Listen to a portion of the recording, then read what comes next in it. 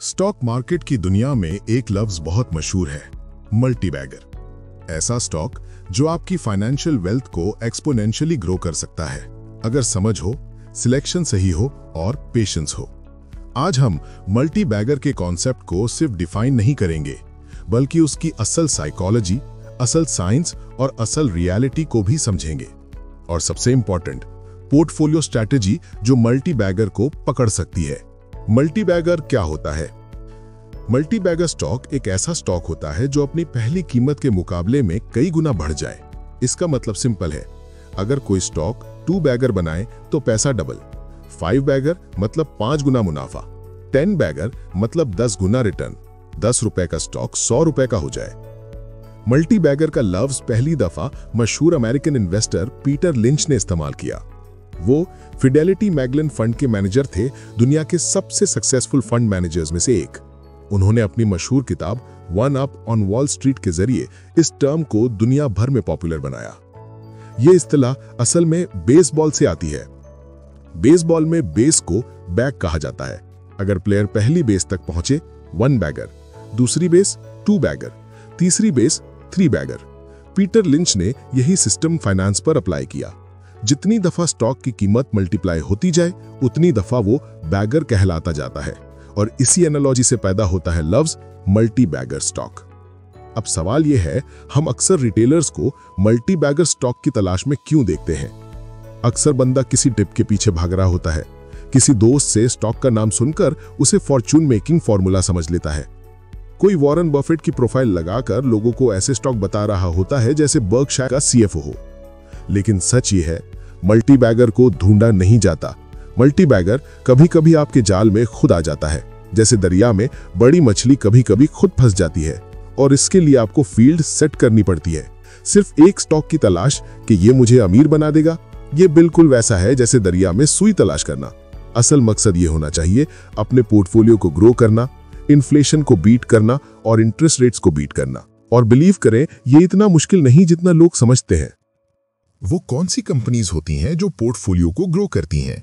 Please note one thing, इस video में जिन companies का जिक्र है वो कोई बाय या सेल कॉल नहीं, बट उनकी परफॉर्मेंस की बेस पर एग्जाम्पल के तौर पर शामिल किया गया है।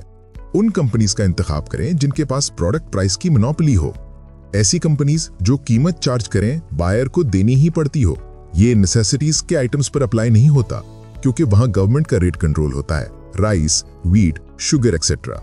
फॉर एग्जाम्पल, कार कंपनीज के पास ये पावर होती है कि वो हमेशा अपनी प्राइस कस्टमर पर शिफ्ट करती आई हैं, चाहे कस्टमर को लो क्वालिटी आल्टो के लिए 30 लाख क्यों ना देने पड़े। Rule number 2, product experience. वो स्टॉक बाय करें जिनकी प्रोडक्ट को आपने खुद यूज किया हो। ऑल्दो के पाकिस्तान में 250,000 कंपनीज SECP के साथ रजिस्टर्ड हैं, लेकिन सिर्फ 550 कंपनीज PSX पर लिस्टेड हैं। रीजन ये कि जो कंपनीज अच्छा परफॉर्म कर रही होती हैं, उन्हें एक्सटर्नल कैपिटल की जरूरत नहीं होती, तो वो अपना प्रॉफिट शेयर होल्डर्स के साथ क्यों शेयर करें? जैसे मुझे पर्सनली अप्लायंसेज में डॉलेंस पसंद है, मगर वो लिस्टेड नहीं। लेकिन लिस्टेड कंपनीज का आइडिया मिल सकता है प्रोडक्ट के पर्सनल एक्सपीरियंस से, जैसे हेलियन की सेंसोडाइन, जिसे पाकिस्तान के 80% डेंटिस्ट रेकमेंड करते हैं। रूल नंबर 3, हर सेक्टर की टॉप कंपनी उठाएं। ऐसी कंपनी जिसका रिसीवेबल टाइम कम हो, कैश उधार में ना फंसा हो, कंपनी पर डेट ज्यादा ना हो, लीडरशिप विजनरी हो, ना कि 30-40 साल पुरानी फैमिली रन जहां बिजनेस रुक चुका हो। यानी स्टैग्नेंट ग्रोथ हो, नेपोटिज्म किल्स ग्रोथ। कंपनी तो बन गई होती है, लेकिन थिंकिंग सोल प्रोप्राइटरशिप बिजनेस वाली होती है। लार्ज कॉर्पोरेशंस में CEO आते और जाते हैं, but company keeps its growth. Asad Umar के जाने से एंग्रो कॉर्पोरेशन पे कोई फर्क नहीं पड़ा। इसके बरक्स आगा कंपनी की एग्जाम्पल आपके सामने है। ये तमाम फैक्टर्स पोर्टफोलियो को ग्रो करने में बहुत मदद करते हैं। रिमेंबर, सेल्स या रेवेन्यू कंपनी का फूड होता है, कैश उसका ब्लड। अगर फूड होने के बावजूद बॉडी हेल्दी नहीं, समझ लें कि सिस्टम में कोई प्रॉब्लम चल रही है। अगर रेवेन्यू कैश जनरेट नहीं कर रहा, तो कंपनी में कोई प्रॉब्लम चल रही है। मल्टीबैगर स्टॉक्स की टाइप्स। किसी स्टॉक का मल्टीबैगर बनना कई अनप्रिडिक्टेबल फैक्टर्स पर डिपेंड करता है, और इन सबको यहां डिस्कस करने के लिए बहुत टाइम चाहिए, लेकिन कोर आइडियाज आपको इस वीडियो में मिल जाएंगे। मल्टीबैगर स्टॉक्स की कैटेगरीज होती हैं depending on the time horizon, market cycle और nature of stock. Sentiment based multibaggers. ऐसे स्टॉक बुल मार्केट में 5x to 10x तक परफॉर्म करते हैं। ऑल्दो फंडामेंटल्स इनकी रैली को सपोर्ट नहीं कर रहे होते, लेकिन महीनों साल कंसोलिडेशन में रहने के बाद फिर अपसाइड रैली बनाते हैं, लेकिन सस्टेन नहीं कर सकते। और इन स्टॉक्स की रैली हमेशा मार्केट बुल रन में ही बनती है। एग्जाम्पल्स प्रीमा, मैकपैक films. Fundamentals based multibaggers, ये स्टॉक्स स्ट्रेटेजिक डेवलपमेंट की वजह से ऊपर जाते हैं। कोई न्यू डेवलपमेंट जो ऑपरेशंस को इंप्रूव करके या किसी न्यू प्रोडक्ट के लॉन्च से। एग्जाम्पल्स सासगार, हवाल के साथ स्ट्रेटेजिक डेवलपमेंट। थट्टा सीमेंट, ऑपरेशनल कॉस्ट कम करके बायर्स को अच्छा मार्जिन देकर सेल्स इंप्रूव करना। Long term multi x performers यानी ब्लू चिप्स, इनकी long term growth silent steady होती है। कैपिटल गेन और डिविडेंड का इंपैक्ट ऐसे स्टॉक्स को कंपाउंडिंग इफेक्ट देता है। इनका ताल्लुक स्ट्रॉन्ग सेक्टर से होता है और इकोनॉमी की एक्सपेंशन और कॉन्ट्रैक्शन में डायरेक्टली इन्वॉल्व होते हैं। Large scale production, large client base इनकी पावर होती है। इंस्टीट्यूशंस इनको होल्ड करते हैं और पैसा इसी क्लोज्ड सर्किट में सर्कुलेट होता है, means among these companies. It's another topic जिस पर हम कभी अलग वीडियो करेंगे। एग्जाम्पल्स मारी, MTL, UBL, MCB। अगर आप लॉन्ग टर्म इन्वेस्टर हैं तो sentiment based bull run stocks में ट्रेड मत लें। स्ट्रेटेजिक डेवलपमेंट स्टॉक्स 2 से 3 साल डिलीवर करते हैं या as long as their strategic development proves fruitful. Blue chip evergreen but review when bull cycle enter optimism phase, जहां सब अच्छा लग रहा हो और रिटेल पार्टिसिपेंट्स की एंट्री काफी हो मार्केट में। Portfolio strategy. पोर्टफोलियो 2 तरह के होते हैं, दोनों के अपने प्रोज एंड कॉन्स हैं। एक कॉन्सेंट्रेटेड पोर्टफोलियो, वो पोर्टफोलियो जहां स्टॉक्स की तादाद कम होती है। PSX के हिसाब से 5 से 10 स्टॉक्स। इसमें रिस्क हाई होता है और साथ रिवॉर्ड भी हाई। ये टाइप मल्टीबैगर हंटिंग के लिए ज्यादा मुनासिब होता है। Small caps often higher potential to become multibagger as compared to mature companies. 2 diversified portfolio, वो पोर्टफोलियो जहां स्टॉक्स की तादाद ज्यादा होती है।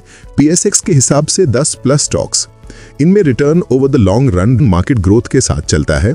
Low risk but dividend and steady growth, but multibagger potential dilute हो जाता है। PSX में 500 प्लस लिस्टेड कंपनीज हैं, लेकिन सिर्फ 80-100 ट्रूली लिक्विड स्टॉक्स हैं और सिर्फ 30-40 stocks large cap, stable, investable.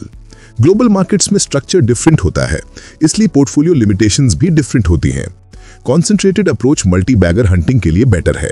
अगर आप 10 स्टॉक्स रखते हैं, 3 हेवी लॉसेस, 3 न्यूट्रल, 3 प्रॉफिटेबल और 1 स्टॉक आपको मल्टी एक्स रिटर्न देगा और वही आपका मल्टीबैगर होगा। ये एक रफ आइडिया है। इसमें यह भी हो सकता है कि 2 स्टॉक्स आपके कंबाइंड मल्टी एक्स रिटर्न्स दें। लेकिन अगर 10 लाख के पोर्टफोलियो से 20 या 30 स्टॉक्स खरीद लिए, पोर्टफोलियो ओवर क्राउडेड होगा और लॉन्ग टर्म में एवरेज रिटर्न मिलेंगे। और अगर पोर्टफोलियो में सिर्फ 2 स्टॉक्स होंगे तो यह भी एक्सट्रीम रिस्क है। मार्केट का असल राज मल्टीबैगर का नाम ढूंढना नहीं, बल्कि बिजनेस की क्वालिटी समझना है। मल्टीबैगर कोई शॉर्टकट नहीं, ये डिसिप्लिन, डीप रिसर्च, पेशेंस और सही स्ट्रैटेजी का रिजल्ट होता है। अगर आप राइट कंपनी चूज करते हैं, राइट वैल्यूएशन पर बाय करते हैं और राइट ड्यूरेशन तक होल्ड करते हैं, तो मल्टीबैगर आपको ढूंढ लेगा। आपको उसे ढूंढने की जरूरत नहीं। कभी भी एक स्टॉक को अपने फाइनेंशियल फ्यूचर का सेवियर न समझे। बिजनेस को समझे, कैश फ्लो को समझे, मैनेजमेंट की सोच को जांचे। वो एक अपॉर्चुनिटी तभी मिलती है जब आप प्रिपेयर्ड हों, और जब आप प्रिपेयर्ड होते हैं तो मल्टीबैगर आपके पोर्टफोलियो की तरफ खुद चलकर आता है।